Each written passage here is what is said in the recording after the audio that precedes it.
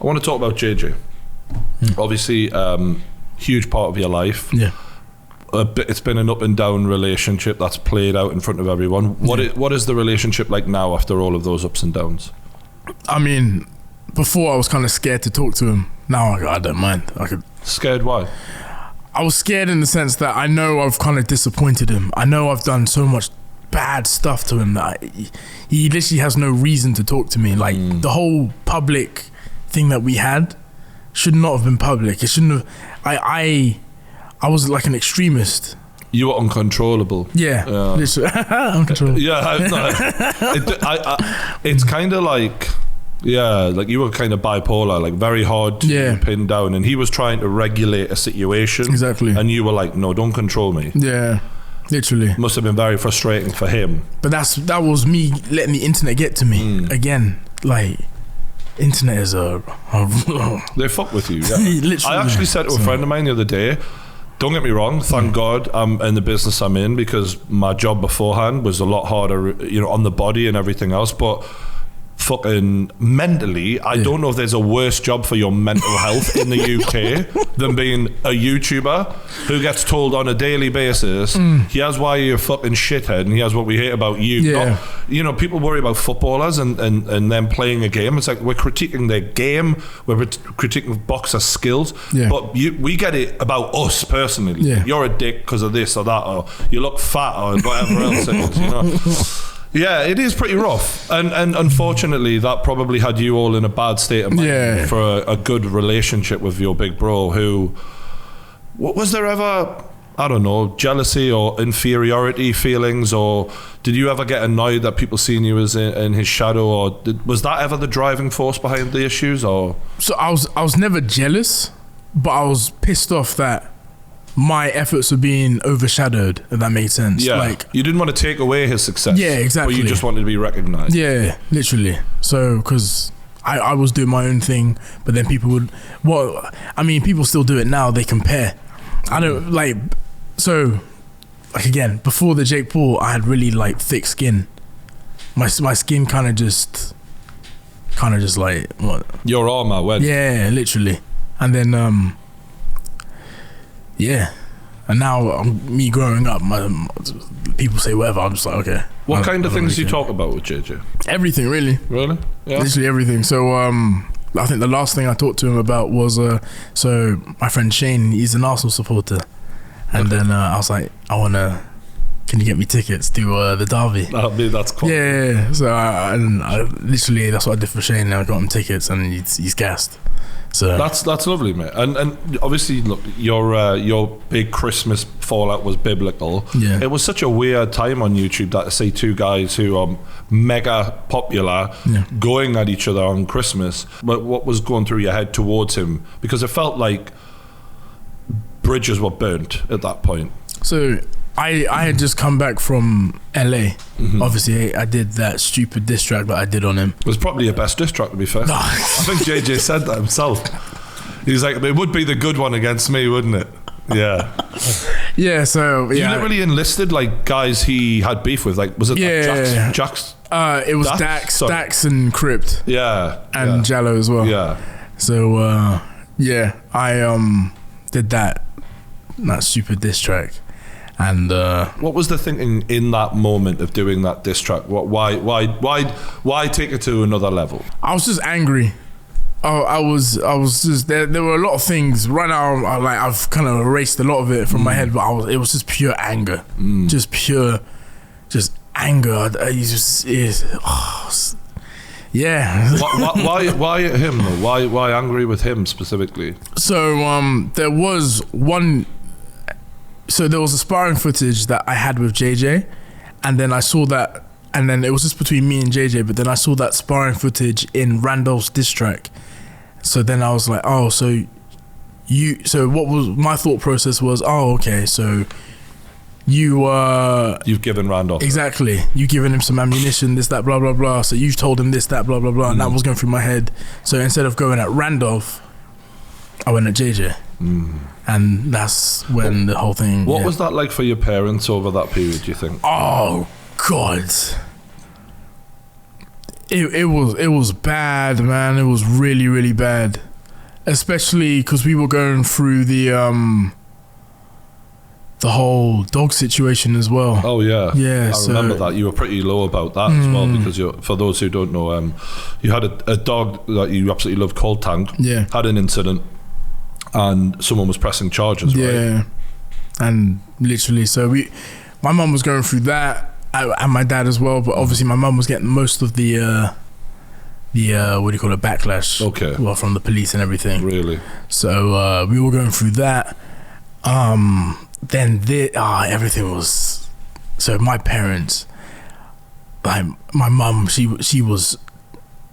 To my dad, he's very macho. He never show emotions, but obviously I knew he was feeling it, because when we had our the court case and everything, I've never seen him cry. Really. And I saw him cry there. What was it that made him cry?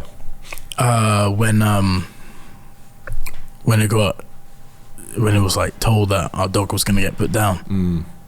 My dad, I was angry. And then too, I was just but all I could do was just, I held both their hands and I was like, it's all right. I had to just stay strong myself. They were both crying and I was just staying strong during that whole whole thing. Can you enlighten us as to actually what that incident entailed? My neighbour, they were on our grounds. My dog charged at her, and she hit Tank over the head, and then obviously Tank retaliated by nipping her.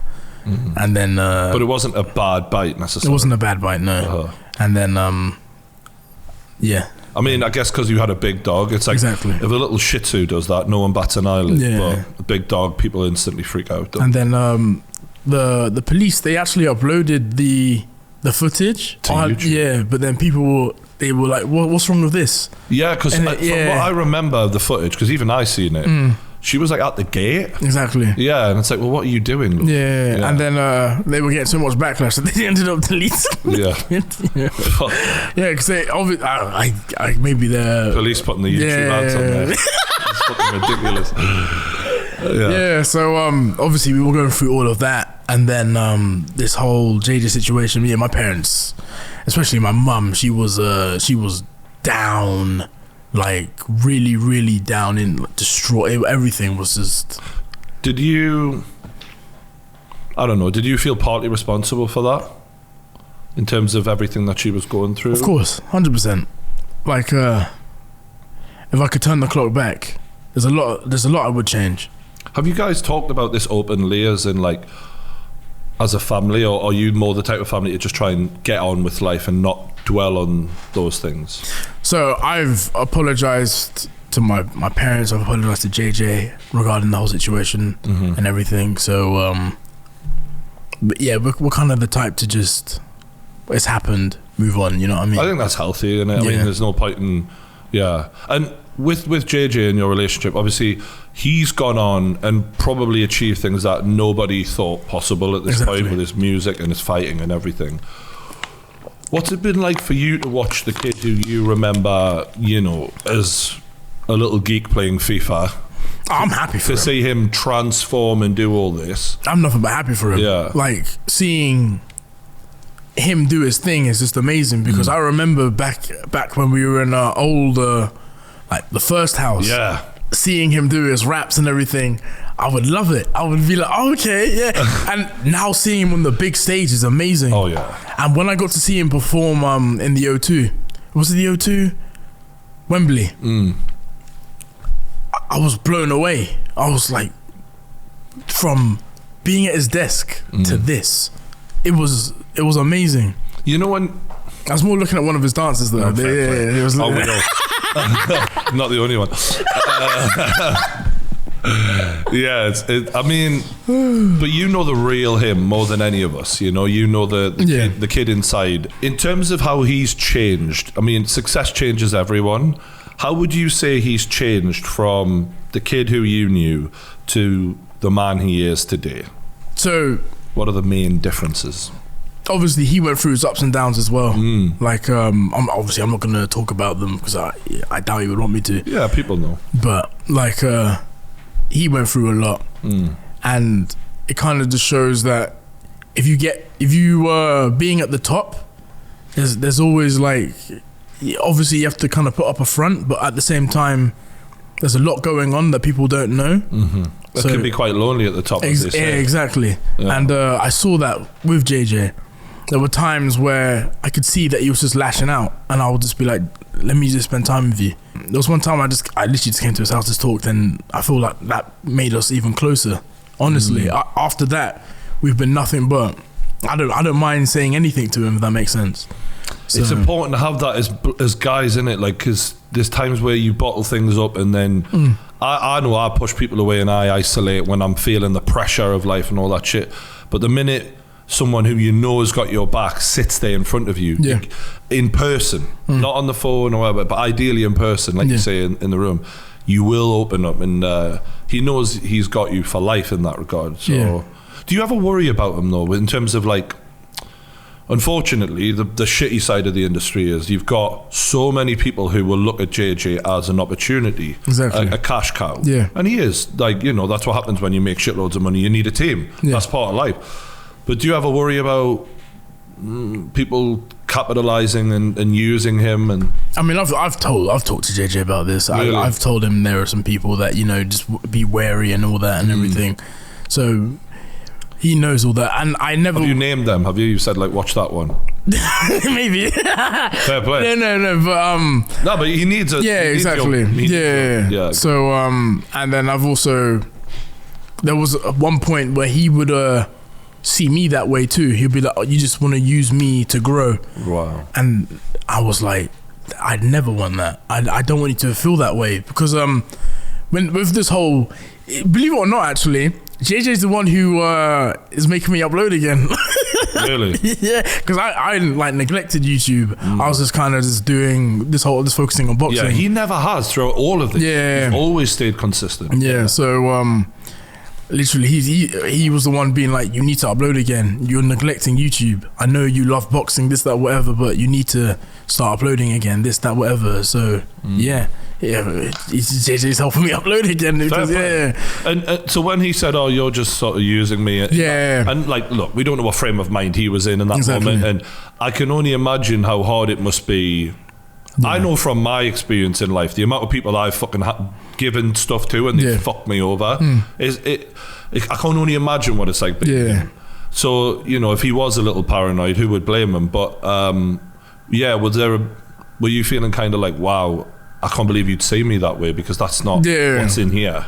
Yeah, so like obviously when I heard that, I wanted to then kind of show him that that's not the case. So then I would kind of keep my distance and show him that I don't want you to see me that way, if that makes sense. Yeah, and is that the right way to go about exactly, it as well? Yeah. So you're fucked either way. Yeah, literally. So me keeping my distance made things worse, really, because then he was like, oh, okay, what, you think you're better than me, this, blah, blah, blah, and all that crap. Yeah, so I mean, that's the thing, we were both growing up like in the spotlight. Exactly. Fucking hard, mate. Yeah. It is. And look, you know, we've seen Jake and Logan have struggled with the same things. Exactly. It's not easy. So that's the thing. Like, unfortunately, a lot of our stuff was public. But yeah, it was one of those. We went through it. It was we were both growing up, and yeah.